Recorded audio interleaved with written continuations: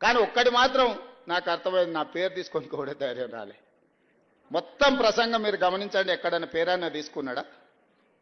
మా కాంగ్రెస్ పార్టీ కార్యకర్తల బలం ఏందో దాన్ని బట్టి అర్థమైంది కదా.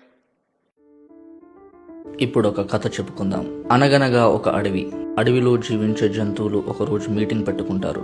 అడవికి రాజైన సింహం అడవిలో జరుగుతున్న అన్యాయాల గురించి చెబుతూ, మన కష్టాలను జయించాలి అంటే మనము అందరం ఐకమత్యంతో ఉండాలి అని మిగిలిన జంతువులను చైతన్యపరుస్తుంది. అయితే ఈ మీటింగ్ ను దూరంగా ఒక పెద్ద తోడేలు గమనిస్తూ ఉంది.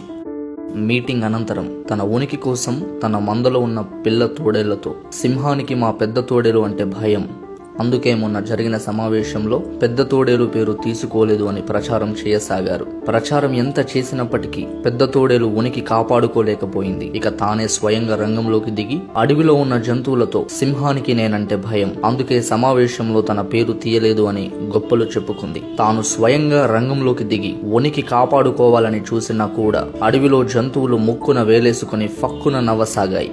ఎంత చేసినా ఎందుకు ఉనికి కాపాడుకోలేకపోతున్నా అని మదన పడుతున్నప్పుడు అటుగా వెళ్తున్న 40 ఏండ్ల అనుభవం ఉన్న తోడేలు ఈ పెద్ద తోడేలు దగ్గరికి వచ్చి, మనం తోడేళ్ళం, మన బుద్ధి ఏంటో అడవి అంతా తెలుసు, నేను కూడా నీలాగే సింహాన్ని నాశనం చేద్దామని చూశాను. 40 ఏండ్ల అనుభవం ఉన్న నేనే సింహం కొట్టిన దెబ్బకు ఈ అడవి వదిలి వెళ్ళిపోయాను. ఆ సింహం నీ పేరు కూడా తీయలేదు అంటే నువ్వు తన స్థాయి కాదు అని అర్థం.